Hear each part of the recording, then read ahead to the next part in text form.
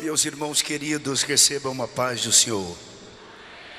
Evangelho de Jesus, segundo escreveu João, capítulo de número 3, versículo de número 16. Evangelho de João, capítulo de número 3, versículo de número 16. Porque Deus amou o mundo de tal maneira que deu o seu Filho unigênito, para que todo aquele que nele crê não pereça, mas tenha a vida eterna. Por favor, por duas vezes, vamos juntos? 3, 2, 1. Porque Deus...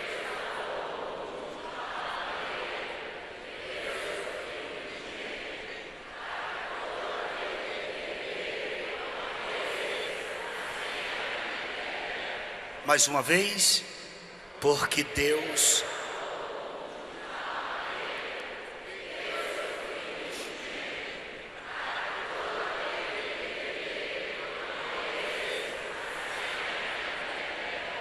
Amém. Por favor.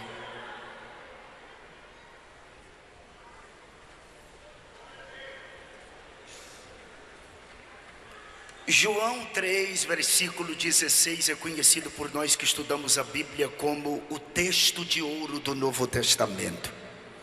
A realeza e a grandeza que se dá a este texto é porque nele está intrínseco, nele está retratado o indizível amor de Deus por nós. Se eu fizesse uma pergunta nesta noite aos pais, e eu me incluo nesta pergunta: se você daria o seu filho para morrer pelos pecados de alguém, eu tenho certeza que a sua resposta seria um enfático não. Eu não daria o David nem o Samuel para morrer pelos pecados de absolutamente ninguém. Deus, Ele não hesitou. Apenas com um único filho, Ele o deu para que morresse na cruz do Calvário para efetuar a nossa redenção.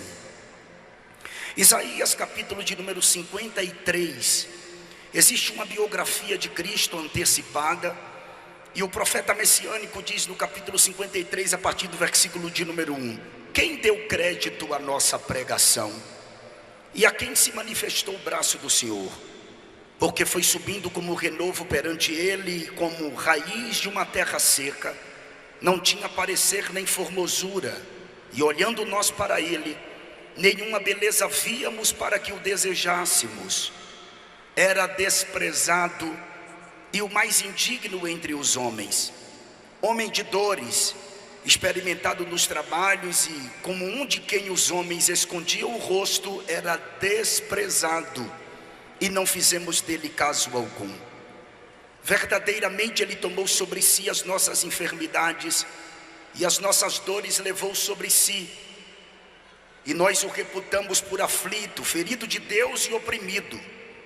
Mas ele foi ferido pelas nossas transgressões e moído pelas nossas iniquidades. O castigo que nos traz a paz estava sobre ele, e pelas suas pisaduras fomos sarados. Todos nós andamos desgarrados como ovelhas, cada um se desviava pelo seu caminho, mas o Senhor fez cair sobre ele a iniquidade de nós todos. Ele foi oprimido, mas não abriu a boca.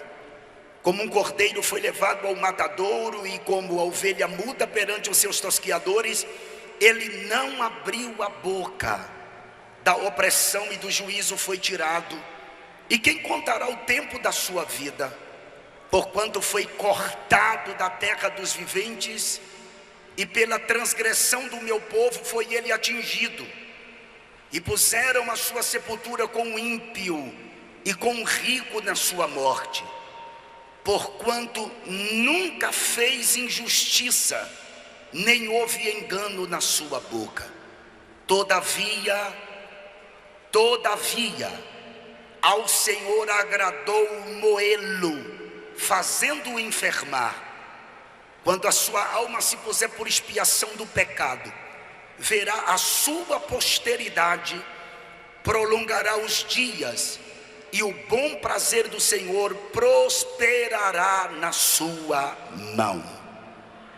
750 anos mais tarde, nasceu Jesus em Belém. Todo mundo sabe que ele nasceu em Belém. Ele foi criado na pobre e miserável Nazaré. Pobre e miserável Nazaré, porque Nazaré era um lugarejo chamado de cidade, que não tinha mais do que 100 famílias, famílias agricultoras que dormiam no chão. Isso significa dizer que Nazaré não passava de 300 habitantes. Foi exatamente neste lugar que Jesus foi criado. Muita gente me pergunta em alguns seminários que eu dou: pastor, como que foi a infância de Cristo? Por que a Bíblia omite a infância de Cristo? Só fala apenas quando ele tinha 12 anos de idade, que ele pregou no templo. Existe um propósito para isto? Não existe propósito absolutamente nenhum em a Bíblia omitir a infância de Cristo. E isso porque a infância de Jesus foi como a infância de todo garoto judeu, assim como a sua adolescência, assim como a sua juventude. Com 5 anos de idade, era o período em que o menino passava por um outro ciclo de vida, ou ele entrava num novo ciclo. Ele começava a estudar os 5 primeiros livros da Bíblia: Gênesis, Êxodo, Levítico, Número e Deuteronômio. Quando ele completava 10 anos, ele já tinha decorado todos os 5 primeiros livros da Bíblia. E ele entrava num segundo ciclo de vida, onde nesse segundo ciclo de vida, ele aprendia sobre os livros históricos, poéticos e proféticos. Quando o garoto completava 14 anos de idade, era o momento do garoto decidir acerca da sua vida. Ou ele iria aprender aos pés de um mestre, ou senão ele iria dedicar-se à profissão do seu pai. Como Jesus não tinha um mestre à altura para ensiná-lo, Jesus optou a dedicar-se à profissão do seu pai. Isso significa que Jesus trabalhou durante toda a sua vida com prego, martelo e madeira, os instrumentos da sua própria crucificação. Quando ele completa 30 anos de idade, ele coloca a sua caixa de ferramenta nos ombros, vai até o Rio Jordão. Lá é batizado pelo seu primo João Batista, e a partir de então dá-se início ao seu ministério. Quando Jesus começou a pregar, Jesus se estabeleceu na cidade de Cafarnaum, uma cidade naquela época considerada uma grande cidade, com cerca de 3.000 habitantes. Jesus não só passou a residir em Cafarnaum, como também Cafarnaum se tornou sede do seu ministério. Quando Cristo começa a pregar, várias invejas surgiram por conta das facções religiosas existentes naquela época. O Evangelho segundo escreveu Lucas, no capítulo de número 4, versículos 28 e 30, diz que na primeira pregação que Jesus fez, tentaram matá-lo. A verdade é que nos dias de Jesus existiam pelo menos 26 facções religiosas, mas a maior e mais implacável e contundente perseguição sofrida por Cristo foi por conta da cúpula judaica. A cúpula judaica era composta de 3 classes de pessoas que viviam interligadas entre si. Eram eles os escribas, os homens inteligentes daquela época, os chamados copistas da lei, os anciãos, que eram os homens dotados de caráter maduro, que tinham habilidade para aconselhar as pessoas que lhes procuravam, e os fariseus, que controlavam 60% do povo no quesito religião.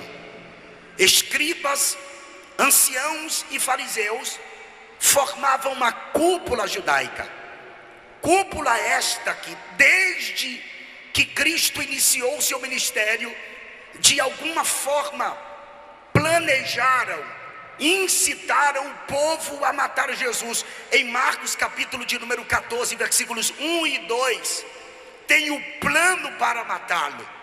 Olha o que está escrito: faltavam apenas 2 dias para a Páscoa e para a festa dos pães sem fermento, e tanto os líderes dos sacerdotes como os professores da lei procuravam um meio de prender Jesus à traição e matá-lo.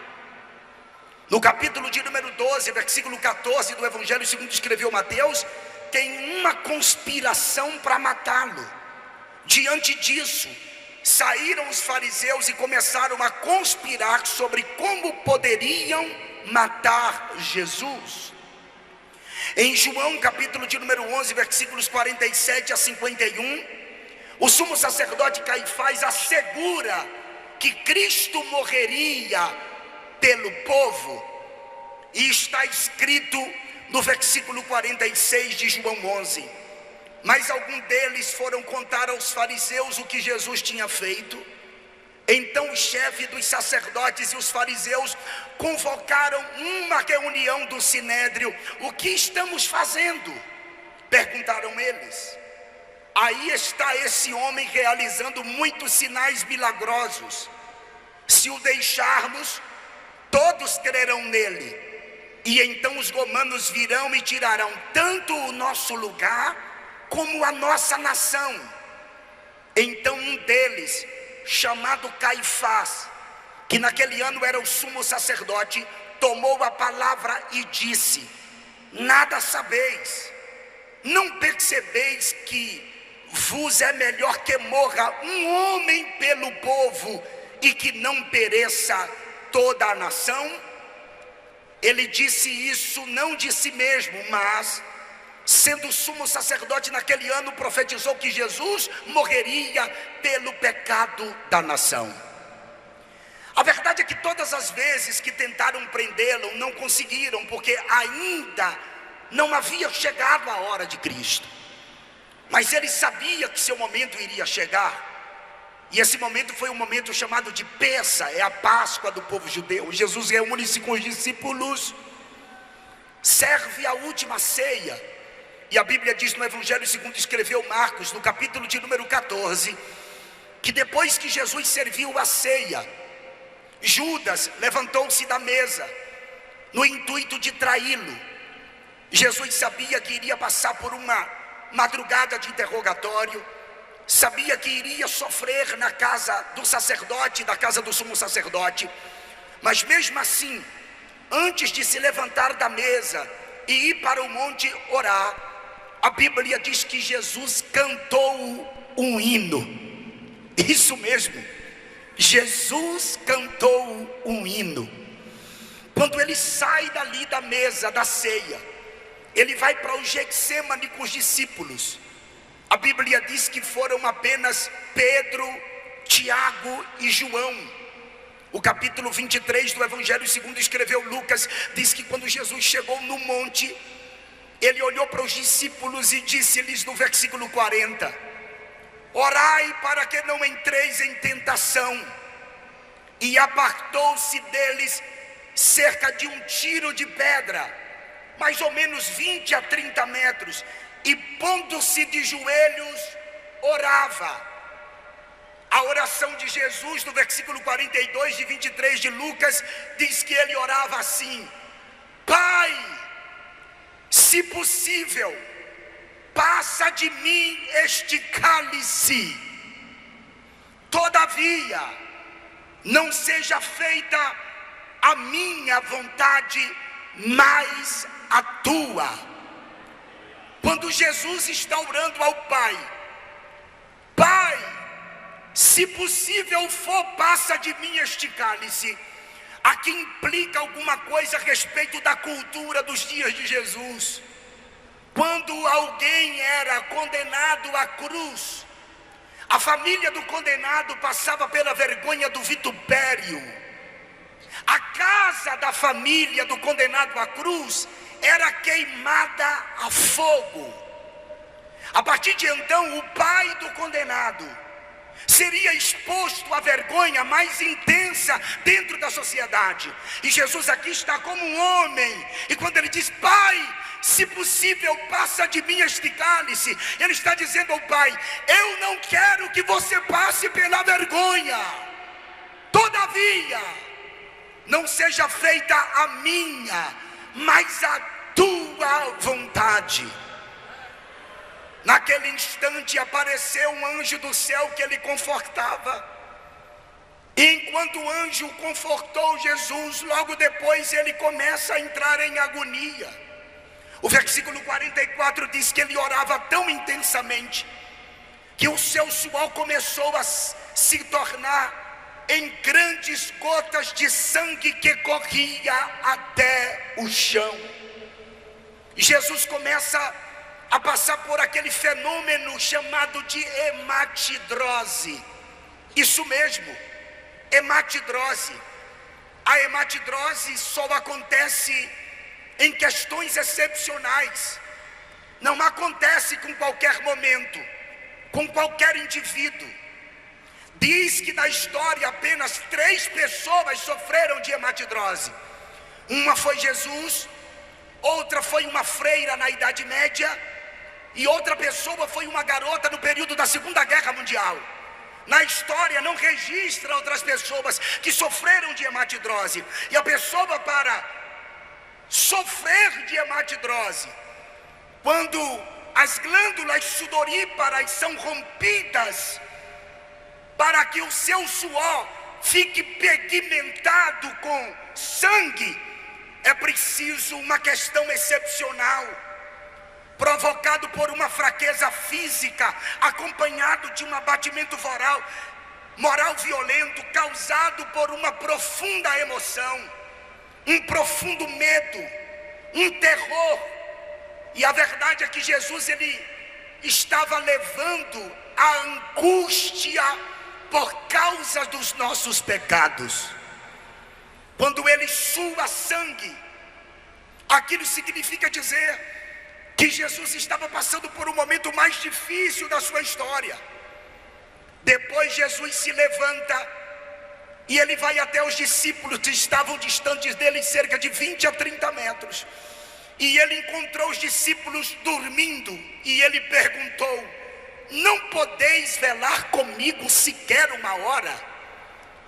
Por que os discípulos estavam dormindo, pastor? Por causa do mundo espiritual. Eu creio que isso já aconteceu com você alguma vez. Você dobrou seus joelhos para orar e o diabo efetuou a operação céu de bronze, e parece que existe uma dificuldade de você se conectar com o trono, e muitas vezes você se pegou dormindo nos joelhos. O mundo espiritual estava em atividade. Não sou eu que estou dizendo, é a Bíblia. Porque logo depois da oração de Jesus, aparece Judas com a guarda sacerdotal para prendê-lo. Era noite.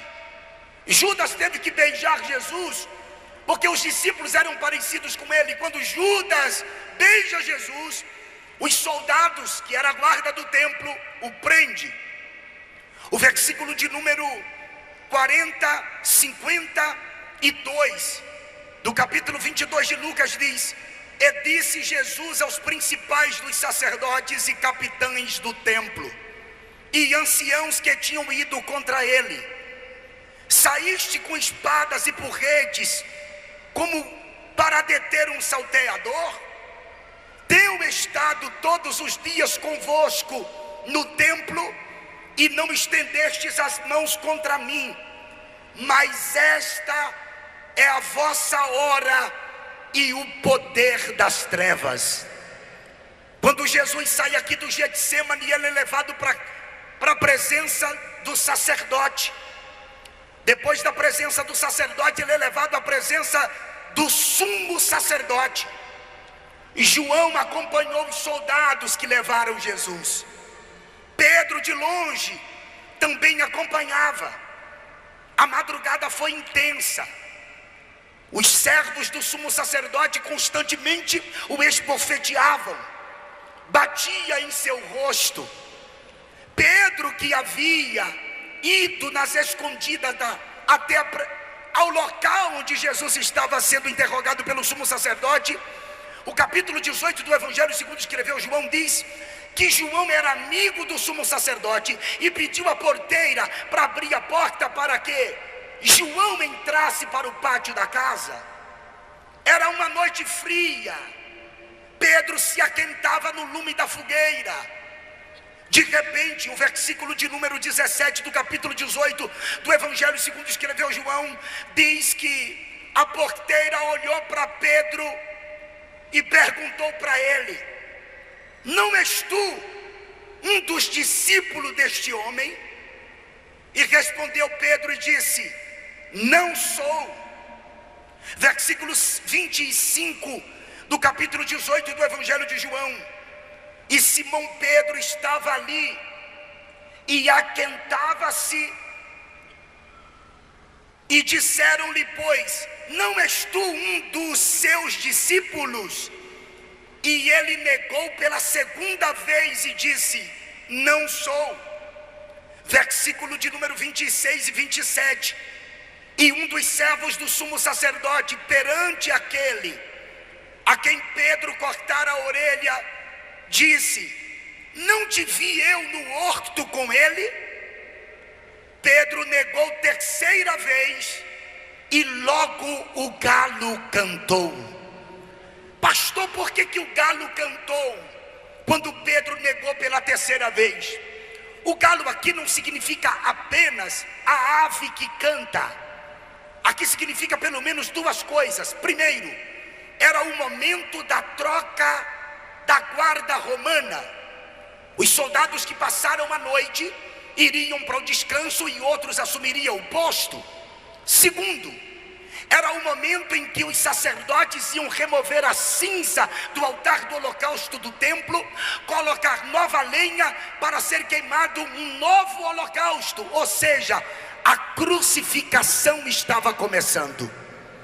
Quando amanhece o dia, pegaram Jesus e levaram-no à autoridade chamada Pilatos. Pilatos olha para Jesus, descobre que ele havia nascido na jurisdição de Herodes, e Pilatos pede aos seus soldados que levem Jesus à presença de Herodes. O capítulo 23 do Evangelho segundo escreveu Lucas está escrito no versículos 11, 12, 13 e 14, que quando Herodes recebeu Jesus juntamente com seus soldados, o desprezou, escarneceram de Jesus, vestiram-o com uma roupa resplandecente. E sabe o que Herodes fez? Pegou Jesus e enviou de volta a Pilatos. Por que Pilatos envia Jesus a Herodes e Herodes torna a enviá-lo a Pilatos? Porque eles dois estavam brigados politicamente. E a Bíblia quem diz isso, versículo de número 12 de 23 de Lucas: e no mesmo dia Pilatos e Herodes entre si se fizeram amigos, pois dantes andavam em inimizades um com o outro. Quando Pilatos recebe Jesus de volta, a Bíblia diz que Pilatos ordenou que o flagelasse. O flagelo era algo insuportável. E a verdade é que depois do flagelo, a autoridade por nome Pilatos era para soltar Jesus. Eu creio que a maioria dos que estão aqui já viram aquele filme de Mel Gibson chamado de A Paixão de Cristo. No meu ponto de vista de investigador desse assunto, ninguém relatou tão apropriadamente a crucificação de Jesus e o seu flagelo como este filme A Paixão de Cristo. E se os senhores não conhecem esse filme, por favor assista. Inclusive, procure no YouTube o ator principal chamado de Jim Caviezel, que por conta do filme que protagonizou, ele acabou se convertendo e o seu testemunho é extraordinário. É impossível você não chorar com o testemunho desse indivíduo, que diz ele que sofreu retaliações depois do filme. Inclusive, depois do filme, Hollywood nunca mais o convidou para fazer um grande papel. O flagelo era insuportável. O prisioneiro, o condenado, apanhava nas costas, na frente, até mesmo na sola dos pés. Os soldados mais fortes empunhavam azorragues com bolinhas de chumbo ou ossos de carneiro em tiras múltiplas e batia com tanta violência no condenado que perfurava o tecido humano e grudava até mesmo nos ossos e nas costelas do condenado. Jesus passou por tudo isto. Depois do flagelo, pegaram Jesus e apresentaram a Pilatos. Pilatos tinha autoridade para soltar Jesus. A Bíblia diz que era Páscoa, e por ocasião da Páscoa devia se soltar um prisioneiro. Vale lembrar que isso aqui não é um princípio bíblico, isso aqui é um costume que os judeus criaram de soltar alguém por ocasião da Páscoa. O capítulo 18 do Evangelho segundo escreveu João, versículo de número 39. Olha o que Pilatos diz para o povo: mas vós tende por costume que eu vos solte alguém por ocasião da Páscoa. Querei, pois, que eu vos solte o rei dos judeus? Pilatos era para ordenar a soltura de Cristo, mas ele vai perguntar aos judeus o que os judeus gostariam que ele fizesse. Os judeus responderam: nós não queremos que você solte Jesus, nós queremos que você solte Barrabás. Barrabás era um terrorista, um inimigo público, um inimigo do Estado, um indivíduo que havia causado problemas graves para as autoridades daquela época. Mas mesmo assim, o povo disse: nós queremos que você solte a Barrabás. E lógico, dentro do ponto de vista lógico, se eles pediram que soltasse a Barrabás, logo Pilatos devia trancafiar Jesus ou prendê-lo. Só que Pilatos pergunta: e o que eu faço com Cristo? A multidão respondeu: crucifica-o, crucifica-o. Pilatos, que morava na Fortaleza Antônia com a sua esposa Cláudia, perguntou isso estando na parte superior da sua casa. A multidão estava no pátio gritando: crucifica-o, crucifica-o.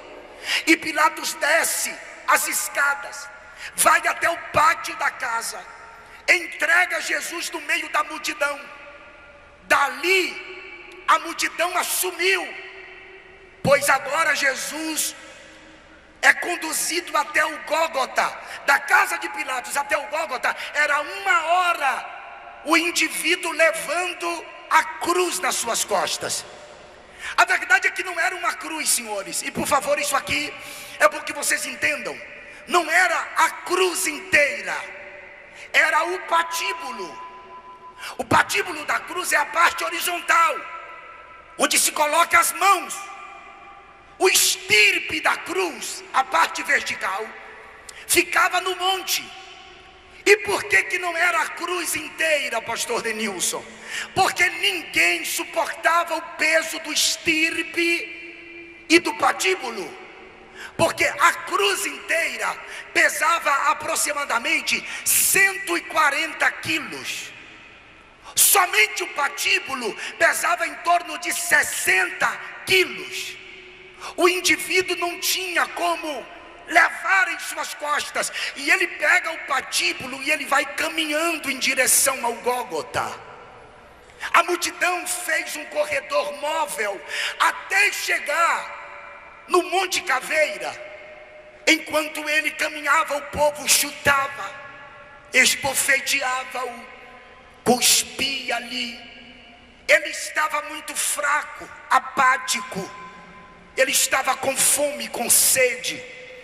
A Bíblia diz que ele caiu algumas vezes. Teve um momento que ele caiu, que viram que ele tinha dificuldade de se levantar, e pegaram um homem por nome Simão de Cirene, ou Simão Cirineu, e constrangeram a levar a cruz. Isso aqui vale a sua vida, porque quando a gente não suporta levar a cruz, que está tão pesada, por favor, não desista, porque sempre aparece um Simão Cirineu para nos ajudar. Sempre o Espírito Santo está presente para nos dar uma mãozinha. Ele vai caminhando mesmo assim. Quando chega no monte, deitaram Jesus no estirpe que estava no chão. Pegaram o patíbulo e prenderam no estirpe. E agora os pregos de 8 polegadas são pregados nas mãos de Jesus e nos seus pés. E depois que o prega na cruz, o levanta. E Jesus está no alto do madeiro. A multidão está ali em volta da cruz. É um pensamento meu, por favor, compreenda. Imagine Marta e Maria, uma segura na mão direita, outra na mão esquerda, e olhava para Lázaro e dizia assim: Lázaro, faça alguma coisa por ele, ele ressuscitou você no 4º dia. Imagine a filha de Jairo, que olhava para ele e dizia: pai, você é uma autoridade, você é um fariseu, ele me ressuscitou, faça alguma coisa. Mas ninguém tinha como livrá-lo daquela cruz. A situação dele era tão deplorável, que ele estava precisando fazer uma oração por aqueles que estavam escarnecendo dele. E ele estava um pouco pendido para frente. Seu oxigênio estava seu cérebro estava sem oxigênio. E ele precisava inspirar, encher o pulmão de ar, raciocinar, para ele poder fazer uma oração por nós. E como ele estava pendido para frente, ele pega pelos pregos, os pregos, e ele levanta o seu corpo, enche o seu pulmão de ar, oxigena o cérebro, e ele faz uma oração dizendo: Pai, perdoa-lhes, porque não sabe o que fazes. A mensagem desta noite, eu não sei se vocês já entenderam, não é uma mensagem de reteté. Esta é a maior mensagem da Bíblia, a cruz de Cristo. A mensagem de hoje é para você relembrar aquilo que ele passou, aquilo que ele viveu. Aleluia. Esses dias na internet, nas redes sociais, eu vi muitas pessoas comentando por causa da escola de samba em São Paulo, Gaviões da Fiel. Inclusive deputados emitiram nota de repúdio, porque a Gaviões da Fiel colocou 2 atores, um representando Cristo e o outro Satanás. E Satanás pisava em Cristo, maltratava Cristo, chutava Cristo. E eu vi que muitas pessoas não entenderam absolutamente nada, ou melhor, não entendem nada da crucificação. Não foi o diabo quem pisou em Jesus. Não foi o diabo que chicoteou Jesus. Não foi Satanás quem pisou Jesus. Satanás, na verdade, não encostou um dedo em Jesus. Tudo quem fez foi o Pai. 53:10 de Isaías: ao Pai agradou moê-lo. Deus moeu, Deus castigou. O chicote foi do Pai, pastor. A ira foi do Pai. A cólera foi do Pai. O Pai foi quem fez aquilo com o Filho, e não o diabo. E por que o Pai fez? Porque se ele fizesse comigo e contigo, nós estaríamos perdidos. Por que ele fez com o Filho? Porque ele é justo, imaculado, santo, Cordeiro. E ele estava dizendo: eu vou chicotear meu filho, Eu vou derramar minha ira sobre meu filho. Eu vou bater no meu filho. Eu vou expor meu filho ao vitupério para salvar você, Neemias, para salvar você, Moisés, para salvar você, Peterson, para salvar você, Denilson. Pegue na mão de alguém, por favor, diga: ele fez isto por você. Fale para alguém, fala. Pega na mão de alguém, pega na mão de alguém, pega. Ele fez isto por você. Ele fez isto pelo senhor, pastor. Ele fez isto. Aleluia. Aleluia. Aleluia. Aleluia. O diabo não encostou a mão nele. Pelo contrário, o diabo não queria que ele fosse para a cruz.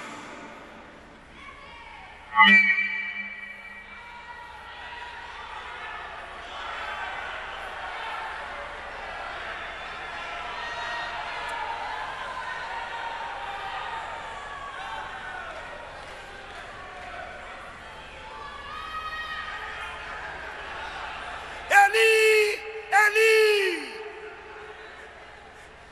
lama sabachthani. Teve um momento que ele se sentiu só. Lembra que ele havia dito: o Pai está em mim, eu estou no Pai. Mas aqui ele está gritando: por que me desamparaste? Onde estava o Pai? Furioso. Salmo 18. O Pai está furioso. Salmo 18. O Pai está furioso porque quer tirar o filho da cruz, mas não pode.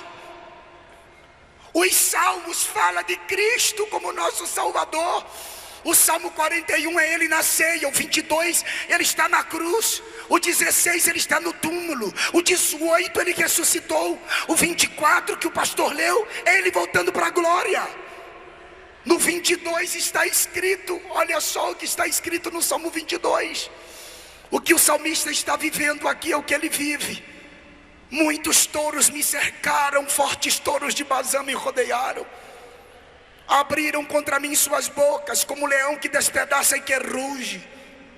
Como água me derramei, e todos os meus ossos se desconjuntaram. O meu coração é como cera e derreteu-se dentro de mim. Isso fala do amor dele por nós. A minha força se secou como um caco. Ele estava fraco. E a minha língua se apega ao paladar. Me puseste no pó da morte, pois me rodearam cães. O ajuntamento dos malfeitores me cercou. Traspassaram-me as mãos e os meus pés. Pastor Denilson, por que o pai estava tão irado? Porque não podia. Ele podia. É paradoxal, tá? Ele podia tirá-lo da cruz, mas ao mesmo tempo não podia, porque ele nos amou. Deus amou o mundo de tal maneira que deu seu Filho unigênito, para que todo aquele que nele crê não pereça, mas tenha vida eterna. O sofrimento dele foi tão intenso, que ele pegou e se rendeu. Ouça isto aqui: ele se rendeu. Não foi a morte que o matou. A morte não matou Jesus. Foi ele quem se rendeu, dizendo: Pai.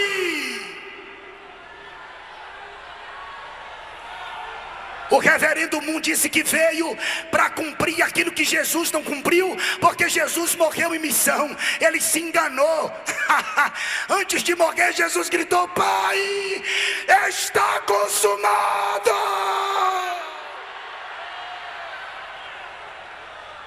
Em tuas mãos entrego o meu espírito.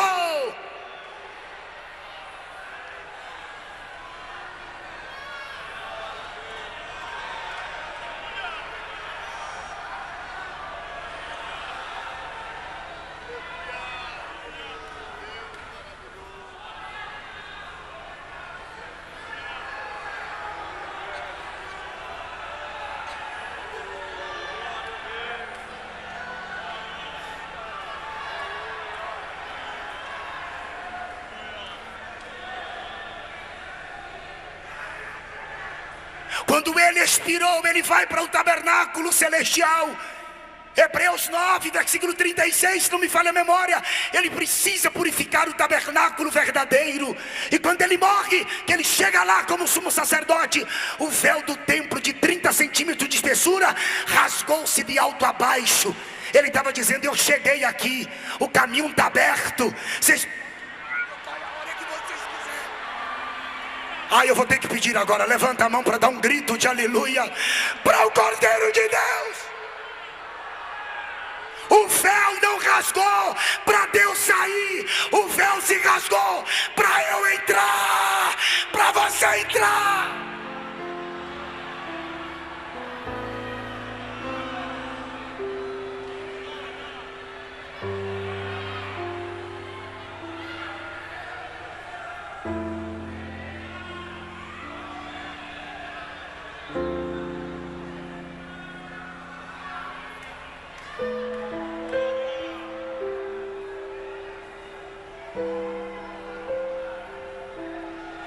Ele estava dizendo: eu cheguei aqui, eu venci.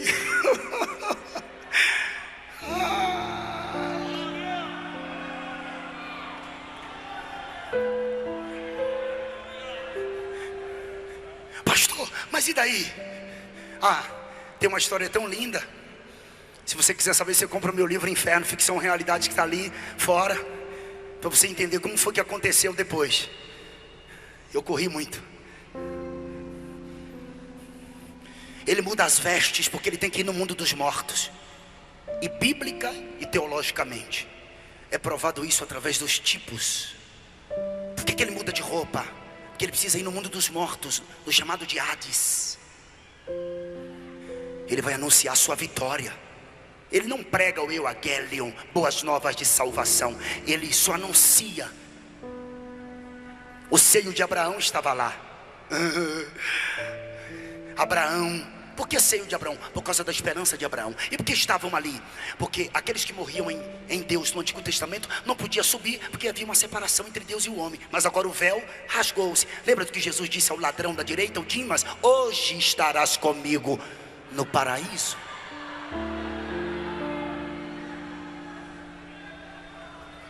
Pensa quando Jesus chegou lá embaixo. Abraão olhou e disse assim: foi a minha fé. Adão olhou e disse assim: eu me vesti com as vestes dele, com a pele dele. Ele é o cordeiro morto na fundação do mundo. Sansão olhou e disse: ele foi a minha força. Manoá gritou: eu o vi numa coluna de fogo. Isaac disse: ele é o poço que deu águas vivas. Jacó gritou: eu lutei com ele no val de Jaboque. Daniel disse: eu vi como um ancião de dias, mas estava na cova dos leões comigo. Misael, Ananias e Azarias olharam e disse: ele era o quarto homem no meio da fornalha de fogo. Ezequiel olhou e disse: ele é o rio que por onde passa os charcos de lodo são sarados e tem muitos peixes. Isaías gritou: ele é Emanuel, mas é maravilhoso conselheiro, Deus forte, Pai da eternidade. Ele é príncipe da paz. Os ateus dizem que ele não é nada. Os comunistas dizem que ele foi um revolucionário. Os panteístas dizem que ele é uma essência. Os maçons dizem que ele foi o arquiteto do universo. Os budistas dizem que ele foi um criador de religião. Os islâmicos acham que ele é menor do que Maomé. Os espíritas dizem que ele é um espírito evoluído. Silvio Santos disse que ele é um político. Se viesse hoje, seria um político como Luiz Inácio Lula da Silva, Ciro Gomes ou outro qualquer. Mas Maria Madalena olhava para ele e dizia: é o Rabundi do jardim. Bartimeu disse: é o prazer de enxergar. Lázaro disse: melhor amigo não tem. João diz: é o amor. Pedro disse: é a pedra que a igreja, a Assembleia de Deus de Betim está edificando. Paulo disse: ó, a profundidade das riquezas, tanto da sabedoria como da ciência de Deus. João Batista disse: ele é Rei Serra, Elohim, Hanishó, Ed Hatat, Haaret.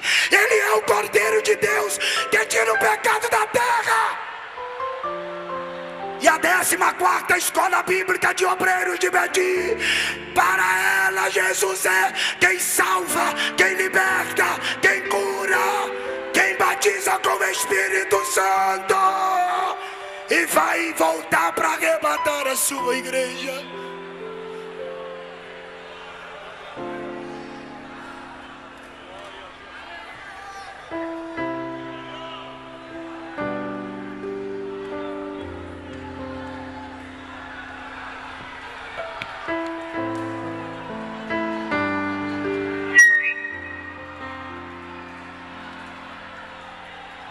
Quem celebra Cristo nesta noite, levante a mão, levante a mão, levante a mão, levante a mão, dá um grito de aleluia para o Cordeiro de Deus.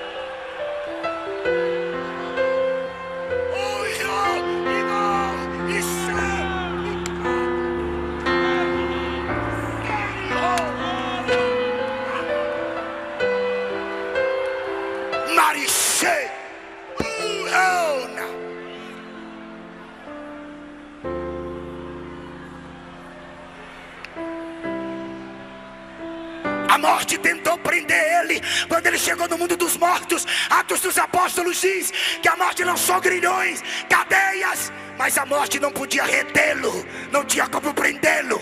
Ele quebrou os grilhões, as cadeias.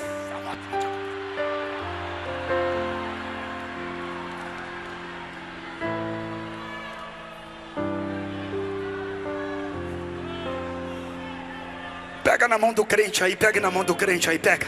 Fala, tudo isso ele fez por você, fala.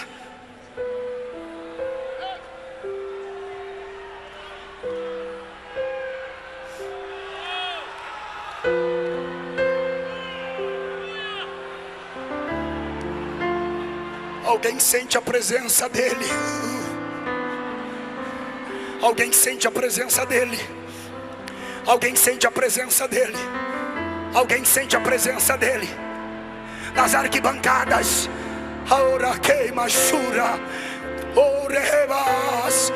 sente a presença dele. Alguém sente a presença dele.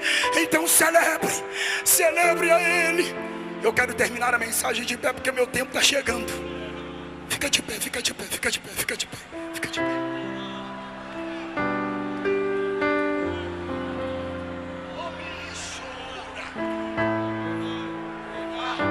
Ah, tem uma graça aqui, tem uma graça aqui, tem uma...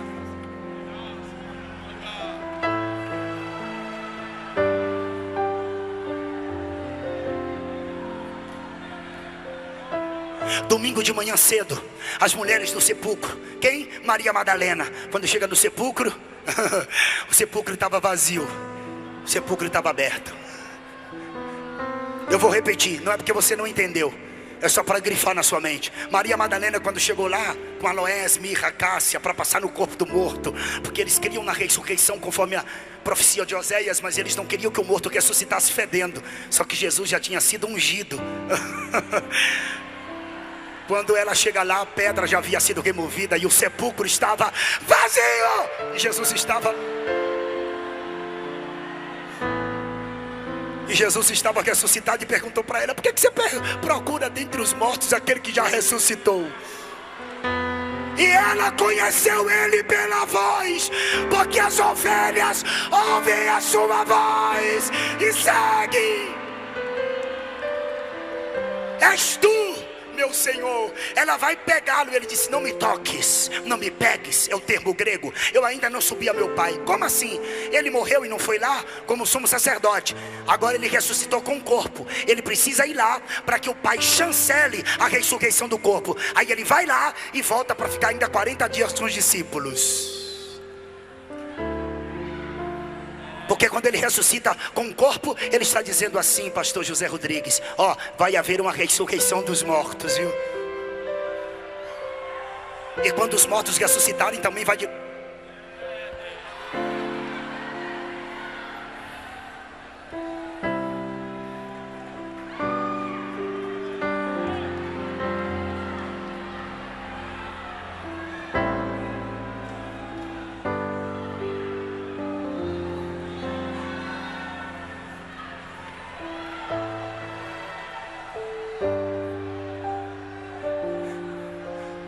Vai e avisa para Pedro que eu estou vivo. Por que avisar para Pedro? Que Pedro havia negado.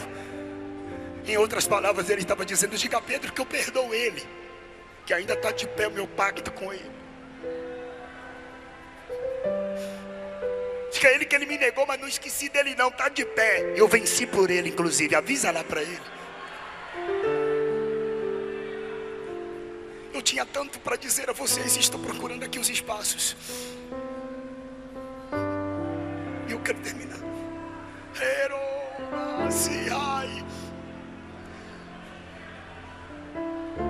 Alguém olhou para um pastor que estava participando de uma reunião de vários líderes de religião, e os líderes de religião sempre olhavam para o pastor e zombavam do pastor. E um deles perguntou: você fala tanto do teu Cristo que está vivo, mas teu Cristo, quando morreu, nem um sepulcro ele tinha para ele. E o pastor respondeu: para que ele queria um sepulcro para ele mesmo, se ele só ia passar um final de semana? O sepulcro está vazio. He's not here. Ele não está mais aqui.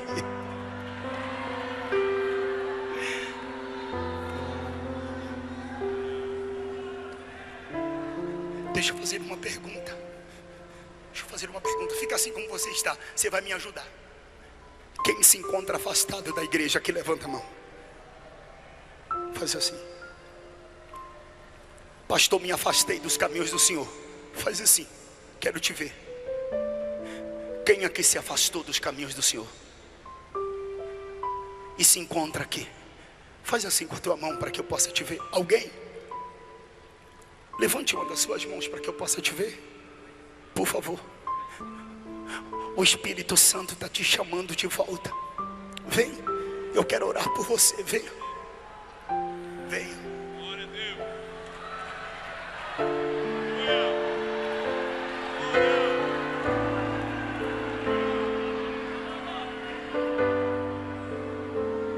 Venha.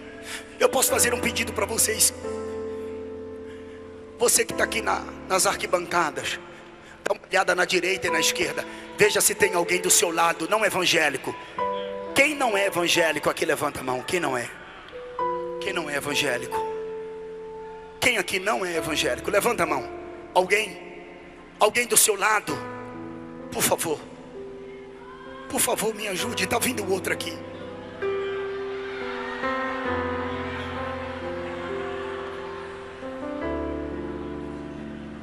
Tem mais alguém? Tem mais alguém? Eu pediria por obséquio, ao seu lado esquerdo, direito, alguém que se encontra afastado, afastada. Cadê? Traz ele aqui. Eu quero orar por você. Vem. O Espírito Santo está te chamando. Vem. Vem. Vem, vem, vem, vem, vem, vem, vem. Ouvir o meu Senhor bater na porta e o meu coração queimou. Ouvir o meu Senhor bater na porta e o meu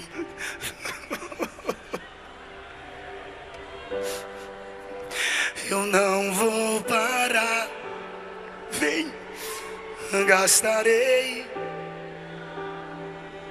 Traz ele, traz ele, traz.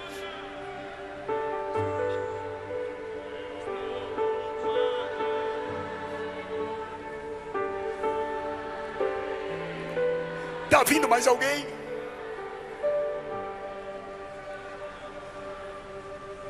Muitos querem suas mãos, nós queremos os seus pés. Muitos querem suas mãos, nós queremos seus pés. Deixa queimar, deixa queimar.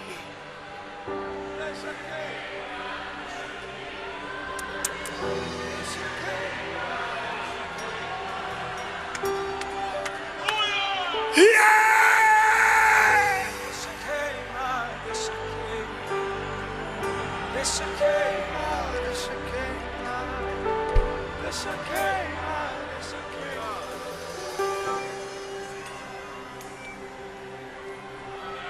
Laralá,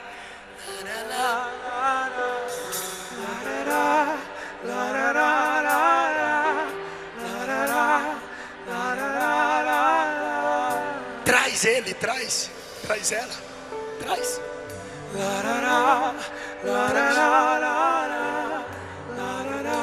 Traz ela, traz ele. Eu espero 1 minuto.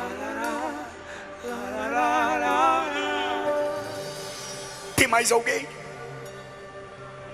Deixa queimar, deixa queimar. Tem mais alguém? Deixa queimar, deixa queimar. Deixa queimar, deixa queimar. Deixa queimar, deixa queimar. Deixa Dá um grito de glória pra ele. Deixa queimar, deixa queimar. Ali, glória. Deixa queimar, deixa queimar. Deixa queimar, deixa queimar. Deixa queimar, deixa queimar. Tem mais alguém? Deixa queimar,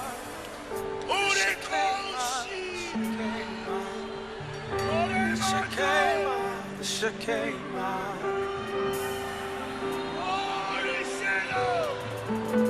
Deixa queimar, deixa queimar.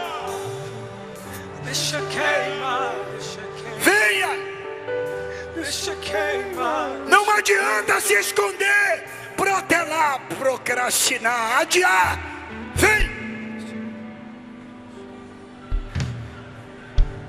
Tua boa mão seja sobre esse povo, sobre o presidente, família, o ministério, as igrejas espalhadas nos 4 quadrantes de Minas Gerais. Faz algo novo.